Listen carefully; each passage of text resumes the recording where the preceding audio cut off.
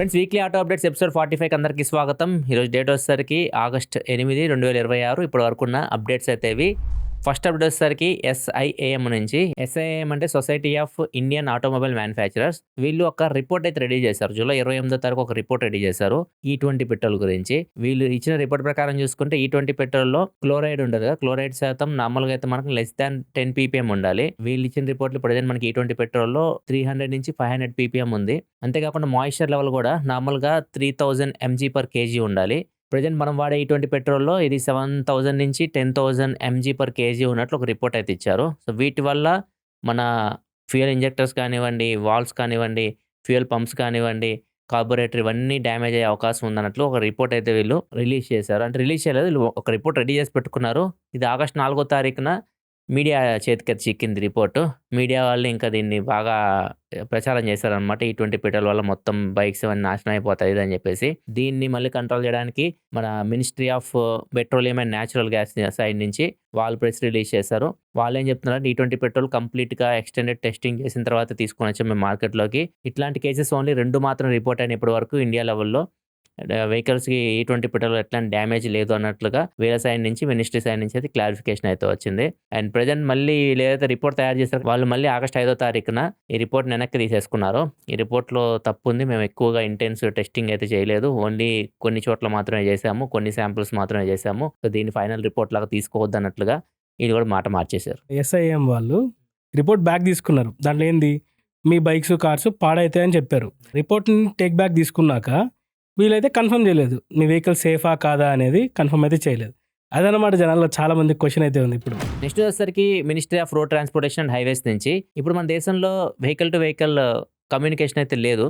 నార్మల్గా ఇది చైనాలో, యూరోప్లో ఎక్కువ యూజ్ చేస్తూ ఉంటారు. V2V కమ్యూనికేషన్ అంటారు దీన్ని. అండ్ ఇది ప్రజెంట్ మన ఇండియన్ గవర్నమెంట్ 2028 కల్లా అన్ని వెహికల్స్లో తీసుకురావడానికి అయితే ట్రై చేస్తుంది. ఇది చాలా యూస్ఫుల్ ఫీచర్ అనమాట.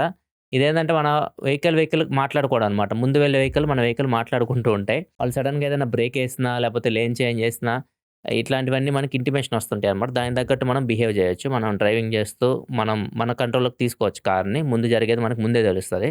ఇట్లా వెహికల్ టు వెహికల్ కమ్యూనికేషన్ అయితే ఇది మ్యాండేటరీ ఖచ్చితంగా చేయాలన్నట్లుగా చూస్తుంది గవర్నమెంట్. 2028 కల్లా మేబీ దీన్ని తీసుకొని రావచ్చు. దీనికి ఏం చేస్తారంటన్నా, ఆ కార్స్ లెవెల్లో ఒక చిప్ని అయితే డిజైన్ చేస్తున్నారు. ప్రతి కార్కి ఒక చిప్ని అయితే ఇన్స్టాల్ చేస్తారు. ఆల్రెడీ మనకు ఏదైతే డిపార్ట్మెంట్ ఆఫ్ టెలికమ్యూనికేషన్స్ వాళ్ళు ఒక స్పెక్ట్రమ్ని అయితే లాంచ్ చేశారనమాట. దీనికోసం సపరేట్గా ఇచ్చారు.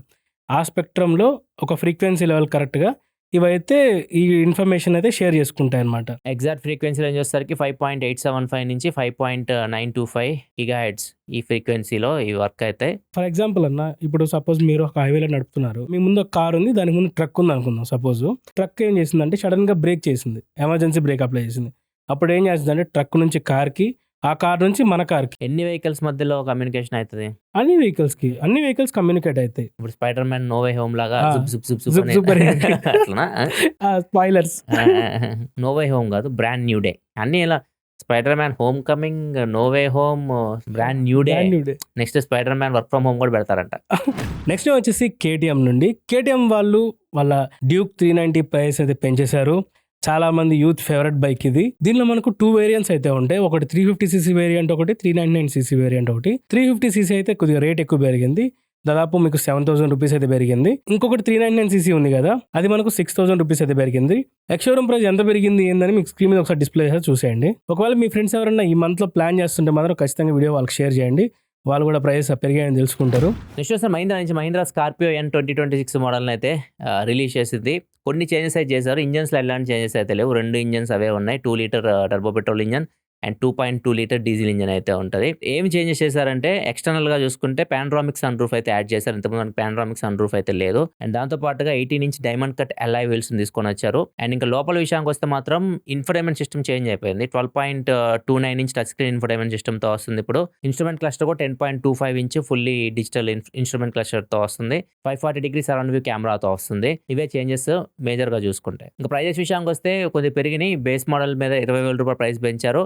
అండ్ టాప్ మోడల్ మీద ప్రైస్ దగ్గర దగ్గర 55,000 రూపాయల దాకా పెరిగింది. బేస్ మోడల్లో Z2 మోడల్ ప్రైస్ వచ్చేసరికి ఎక్స్ షోరూమ్ ప్రైస్ 13.69 ల్యాక్ ఉంది. ఆన్ రోడ్ ప్రైస్ వచ్చేసరికి 17.22 ల్యాక్ వరకు పోతుంది. ఒకవేళ మీరు టాప్ మోడల్కి వెళ్ళాలనుకుంటే ప్రైస్ 32 లక్షల దాకా పోతుంది. 32,30,000 రూపాయల దాకా పోతుంది on road price top model. Next మనకి ఎంజీ నుంచి MG plug in hybrid car చాలా రోజుల నుంచి టీచ్ చేస్తూ ఉంది, తీసుకొస్తాం అని చెప్పేసి. దీని పేరు హాక్ అని చెప్పి పెట్టబోతున్నారు. అండ్ ఇది అట్టకేలకు వీళ్ళు లాంచ్ డేట్ అనౌన్స్ చేశారు. ఆగస్ట్ 26వ తారీఖు దీన్ని అఫీషియల్గా ఇండియాలో లాంచ్ చేయబోతున్నారు. Plug in hybrid model. దీనిలో మనకి బ్యాటరీ కూడా ఉంటుంది అండ్ పెట్రోల్ ఇంజన్ ఉంటుంది. బ్యాటరీ వచ్చేసరికి 20.5 kWh బ్యాటరీ. బ్యాటరీతో మనం 100 కిలోమీటర్స్ వరకు రేంజ్ ఉంటుంది. 100 కిలోమీటర్స్ వరకు వెళ్ళొచ్చు. మనం సిటీలో తిరగడానికి ఇది ఉపయోగపడుతుంది. అండ్ ప్లగ్ ఇన్ హైబ్రిడ్ కాబట్టి మనకి పెట్రోల్ ఇంజన్ కూడా ఉంటుంది. పెట్రోల్ ఇంజన్ వచ్చేసరికి 1.5 లీటర్ పెట్రోల్ ఇంజన్. ఇది పవర్ 194 bhp పవర్ ప్రొడ్యూస్ చేస్తుంది. టార్క్ వచ్చేసరికి 230 Nm టార్క్ ప్రొడ్యూస్ చేస్తుంది. రెండు కలుపుకొని వీళ్ళు చెప్తుంది టోటల్గా 1000 కిలోమీటర్స్ వరకు వెళ్ళొచ్చు అని చెప్తున్నారు. అండ్ దీంతో పాటు ఇంకొక కార్డు కూడా తీసుకోవచ్చు. ఈవీ కార్ కూడా ఉంటుంది. దీనిలో ప్యూర్ ఈవీ కూడా వస్తుంది. దీనిలో 69.2 kWh బ్యాటరీ ఉంటుంది. LFP battery. పవర్ వచ్చేసరికి 201 bhp పవర్ ఉంటుంది. టార్క్ 310 Nm టార్క్ ఉంటుంది.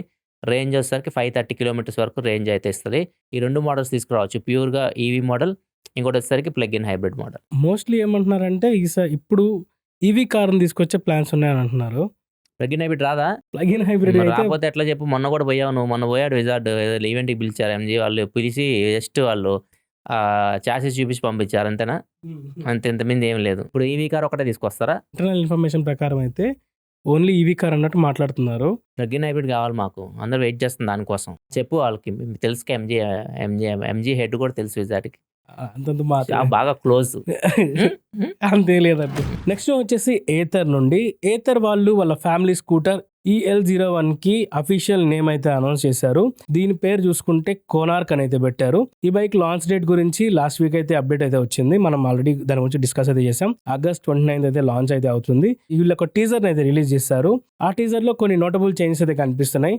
LED DRLs అయితే కనిపిస్తున్నాయి. 14 inch alloy wheels అయితే కనిపిస్తుంది. దీని బ్యాటరీ ప్యాక్ ఆప్షన్స్ గురించి అయితే కన్ఫర్మేషన్ ఇంకా రాలేదు. బట్ ఈ ప్లాట్ఫామ్ అనేది 2 kWh నుంచి 4 kWh బ్యాటరీ ప్యాక్స్ వరకు అయితే సపోర్ట్ చేస్తుంది. సో ఇదన్నమాట ఏథర్ EL01 కోనార్క్ గురించి అయితే. ఈ బైక్ ఫ్యామిలీ స్కూటర్ సెగ్మెంట్ కిందకి వస్తుంది. సో వచ్చాక ఖచ్చితంగా మార్కెట్లో దీని హవా అయితే నడుస్తుంది. అండ్ దీని ప్రైస్ రేంజ్ కూడా చూసుకుంటే 1 lakh నుంచి 1.25 lakh వరకు అయితే ఉండొచ్చు అని అంచనా వేస్తున్నారు. ఒకసారి వచ్చాక మనం క్లియర్గా అయితే మాట్లాడేసుకుందాం. మన టాటా నుంచి టాటా నెక్సాన్లో క్యామో ఎడిషన్ అని చెప్పేసి తీసుకొని వచ్చారు. జస్ట్ కలర్లు చేంజ్ అయ్యి మేజర్గా అయితే 2 కొత్త కలర్స్ అయితే వచ్చినాయి. దీనిలో క్యామో బ్యాడ్జింగ్ కూడా అక్కడక్కడ మీకు క్యామో అని చెప్పేసి కనిపిస్తూ ఉంటుంది. కలర్స్ విషయానికి వస్తే ఒకటి వచ్చేసరికి మున్నార్ మిస్ట్ కలర్. ఇది కొద్దిగా గ్రే గ్రీన్ కాంబినేషన్లో అయితే కనిపిస్తుంది. ఇంకో కలర్ వచ్చేసరికి కూర్ క్లౌడ్ కలర్. ఇది వచ్చేసరికి కొంచెం సిల్వర్ కలర్ ఫినిషింగ్లో అయితే వస్తుంది. ఈ 2 కొత్త కలర్స్ తీసుకొచ్చారు. అండ్ చేంజెస్ విషయానికి వస్తే మాత్రం డాష్ క్యామ్ యాడ్ చేశారు. ఇంటిగ్రేటెడ్ డాష్ క్యామ్స్ అయితే వస్తాయి అన్నమాట. 360 degree వ్యూ అయితే ఉంటుంది. ఇంకో చేంజ్ ఇన్ఫర్మేషన్ సిస్టంలో వస్తుంది. 10.25 inch నుంచి 12.3 inch టచ్ స్క్రీన్ ఇన్ఫర్మేషన్ సిస్టమ్కి అయితే చేంజ్ చేశారు. ఈ 2 చేంజెస్. అండ్ ఇది క్రియేటివ్ మోడల్ అండ్ అబోవ్ మోడల్స్లోనే మీకు దొరుకుతుంది. క్యామో ఎడిషన్ మీరు తీసుకోవాలనుకుంటే. ఎక్స్ షోరూమ్ ప్రైస్ దీనిది స్టార్టింగ్ క్రియేటివ్ మోడల్ది 9.99 lakh ఎక్స్ షోరూమ్, అంటే దగ్గర 10 లక్షలు అనుకోండి. ఇక టార్గెట్ ఏంటంటే అన్న టాటా వాళ్ళది ఇప్పుడు ఫెస్టివ్ సీజన్ వస్తుంది కదా, స్టార్ట్ అయినా ఇంకా. సో ఈ ఫెస్టివ్ సీజన్కి సపరేట్ ఒక ఫేస్ లిఫ్ట్ లాంచ్ చేయకుండా చిన్న ఎడిషన్ లాంచ్ చేసి వాటి కలర్లు మార్చేసి బ్యాడ్జింగ్ పెట్టేస్తే కథ. లాస్ట్ వీక్ ఒక న్యూస్ బాగా వైరల్ అయింది. ఇన్సూరెన్స్ లేకపోతే మనకి పెట్రోల్ బంకులో పెట్రోల్ కొట్టరు, ప్రతి వెహికల్కి ఇన్సూరెన్స్ కంపల్సరీ అన్నట్లుగా సుప్రీంకోర్టు చెప్పినట్లు సుప్రీంకోర్టు ఆర్డర్లు వేసినట్లయితే ఒక న్యూస్ బయటకు వచ్చింది. సుప్రీంకోర్టు చెప్పింది నిజమే, కాకపోతే సుప్రీంకోర్టు ఆర్డర్లు అయితే ఏమీ లేదు. సుప్రీంకోర్టు ఏం చెప్పిందంటే చాలామంది యాక్సిడెంట్స్ అవుతున్నాయి. యాక్సిడెంట్స్ అవుతున్నప్పుడు థర్డ్ పార్టీ ఇన్సూరెన్స్ లేకపోవడం వల్ల వాళ్ళకి ఇన్సూరెన్స్ క్లెయిమ్ అవ్వట్లేదు. ఎవరైతే గుద్దారో వాళ్ళకి డబ్బులు కావాలి కదా, వాళ్ళకైతే రావట్లేదు. అందుకని చెప్పేసి వీళ్ళు సూచన ఏమి ఇచ్చారంటే ప్రజెంట్ కార్లకి 3 సంవత్సరాలు ఉంటుంది అనమాట థర్డ్ పార్టీ ఇన్సూరెన్స్. దాన్ని 4 years చేయమన్నారు, 1 సంవత్సరం పెంచమన్నారు. అండ్ బైకులకు వచ్చేసరికి 5 years ఉంటుంది కదా, దాన్ని 1 సంవత్సరం పెంచి 6 years వరకు థర్డ్ పార్టీ ఇన్సూరెన్స్ వచ్చే విధంగా చేయమని చెప్పారు. అండ్ దాంతోపాటుగా మనకి ఇప్పుడు ఫాస్టాగ్ ఎలా డబ్బులు కట్ అయితే అది అలాగే కెమెరా సిస్టమ్ ఒకటి పెట్టండి. ఎవరిదైనా ఇన్సూరెన్స్ లేకపోతే వాళ్ళకు కూడా ఫైన్ వేయండి. ట్రాఫిక్లో మనకి సిగ్నల్స్ క్రాస్ చేసామని చెప్పేసి ఇట్లా మనకి ఫైన్స్ వేస్తుంటారు కదా, అట్లానే వీటికి కూడా ఇన్సూరెన్స్ లేకపోతే ఫైన్స్ వేస్తే అందరూ ఇన్సూరెన్స్ అయితే తీసుకుంటారు. దీనివల్ల కంప్లీట్గా అన్ని కంట్రోల్లోకి వస్తున్నట్లుగా సుప్రీంకోర్టు అయితే చెప్పింది. ఇవి ఇంప్లిమెంట్ అయితే ఇంకా ఆర్డర్ ఇచ్చింది, ఇంప్లిమెంట్ చేయాలని ఏం లేవు, జస్ట్ సూచన అయితే ఇచ్చింది. నెక్స్ట్ వచ్చేసి మీకు అందరికీ తెలిసిందే పెట్రోల్కి ఆల్టర్నేట్ కోసం అని ఎథనాల్ అయితే ఇంట్రడ్యూస్ చేశారు. ఎథనాల్ మనకు బ్లెండింగ్ అనేది స్టార్ట్ అయింది. ఇప్పుడు మనకు E20 వరకు అయితే నడుస్తుంది. డీజిల్కి కూడా ఆల్టర్నేట్ తీసుకురావాలని ఐసోబ్యూటనాల్ అని బ్లెండింగ్ అయితే స్టార్ట్ చేయాలంటూ ప్లాన్ చేస్తున్నారు. ఇవన్నీ కాదు, ఇప్పుడు కొత్తగా ఇంకోటి తీసుకొచ్చారు. ఇంకొకటి ఏంది, మనకు ఫాజిల్ ఫ్యూయల్స్ సిఎన్జి అనమాట, compressed natural gas. CNG vehicles అయితే చాలా వరకు చూస్తున్నాం, బస్సెస్ లో కానీ కార్స్ లో కానీ. ఇప్పుడు సిఎన్జి అనేది చాలా కామన్ థింగ్ అయితే అయిపోయింది, ఆటోస్ లో ఎక్కువ చూస్తున్నాం. ఇప్పుడు సిఎన్జికి ఆల్టర్నేట్ తీసుకురావాలని గవర్నమెంట్ ఒక కార్యక్రమం అయితే చేపట్టింది. దీని పేరు గోబర్ధాన్ అనమాట. గోబర్ధాన్ అంటే ఏంటంటే galvanising organic bio agro research దన్ అనమాట. దీనిలో ఏం చేస్తారంటే ఆవు పేడ లేకపోతే బర్రె పేడ ఇవన్నీ తీసుకుంటారు.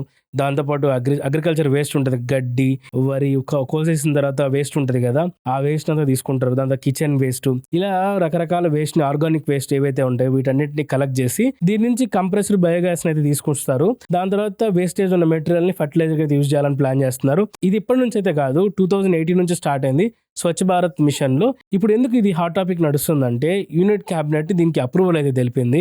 లైక్ ఈ గోబర్ధన్ కార్యక్రమాన్ని national circular bio energy scheme కింద అయితే తీసుకొచ్చారు. దీని కింద వాళ్ళు 23,731 కోట్లను అయితే రిలీజ్ చేశారనమాట అమౌంట్. దీని లైఫ్ స్పాన్ వచ్చేసి వీళ్ళు అనుకున్న ప్లానింగ్ ఏంటంటే 10 years అయితే ప్లానింగ్ పెట్టుకున్నారు. ఈ 10 years లో దీనికి తగ్గట్టు ప్లాంట్స్ ని బిల్డ్ చేయడం, తర్వాత వీళ్ళ వేస్ట్ అగ్రికల్చర్ వేస్టెస్ అన్నిటిని కలెక్ట్ చేయడం, తర్వాత బయోగ్యాస్ ప్లాంట్స్ నిర్మించడం, ఇలా ఒక కంప్లీట్ ఇన్ఫ్రాస్ట్రక్చర్ అయితే బిల్డ్ చేయడానికి ట్రై చేస్తున్నారు ఈ 10 years లో. ఇదనమాట సిఎన్జికి ఆల్టర్నేటివ్ తీసుకొచ్చే కార్యక్రమం అనమాట ఇది. ఇంకొకటి ఏంటంటే కంప్రెస్డ్ న్యాచురల్ గ్యాస్ అనేది మనకు ఫాజిల్ ఫ్యూయల్స్ నుంచి అయితే వస్తుంది. ఈ బయోగ్యాస్ అనేది మనకి ఏదైతే వేస్టేజ్ ఉందో దాని నుంచి వస్తుంది. సో మనకు సిఎన్జి యొక్క వాడకం కూడా తగ్గుతుంది అన్నట్టు చెప్తున్నారు. దీనివల్ల రైతులకు కూడా ప్లస్ పాయింట్ అవుతుంది అన్నట్టుగా మాట్లాడుతున్నారు అనమాట. లైక్ ఇప్పుడు ఆవులు ఉన్న వాళ్ళు అనుకోండి, వాళ్ళు దాని పేడ అమ్ముకొని కొంత అమౌంట్ అయితే జనరేట్ చేసుకుంటారు. దాని తర్వాత వీళ్ళు రైతులు అనుకోండి, అగ్రికల్చర్ వేస్ట్ ని వాటి నుంచి అయితే వాటిని అమ్ముకొని కొంత అమౌంట్ అయితే జనరేట్ చేసుకుంటారు. సో ఈ విధంగా రైతులకి కొద్దిగా లబ్ధి చేకూరేలాగానే ఈ కార్యక్రమం తీసుకొచ్చినట్టు వీళ్ళు చెప్తున్నారు. చూడాలి ఈ ఫ్యూచర్ లో ఎంతవరకు ఇది ఇంప్లిమెంటేషన్ అవుతుంది అనేది కూడా. ఎందుకంటే సిఎన్జికి కంప్లీట్ ఆల్టర్నేటివ్ టైప్ లో వస్తుంది అనమాట ఈ కంప్రెస్డ్ బయోగ్యాస్ అనేది, సిబిజి అంటారు. ఇది ఫ్యూచర్ కోసం తీసుకొస్తున్న కార్యక్రమం. మీకు ఎలా అనిపించిందో కింద కామెంట్ సెక్షన్ లో చెప్పండి దీని గురించి. ఆంక్షి ఆటోమొబైల్స్ అని చెప్పేసి చైనా చెందిన కంపెనీ, వీళ్ళు ఒక కార్ డిజైన్ చేస్తారు. ఈ కార్ చాలా డిఫరెంట్గా ఉంది. రీసెంట్గా అని చెప్పాను న్యూస్లో, షామీ ఒక కార్ డిజైన్ చేసింది. మన ఫ్రంట్ సీట్స్ ఉన్నాయి కదా, అవి మనం బ్యాక్ ఇలా టర్న్ అయిపోతాయి.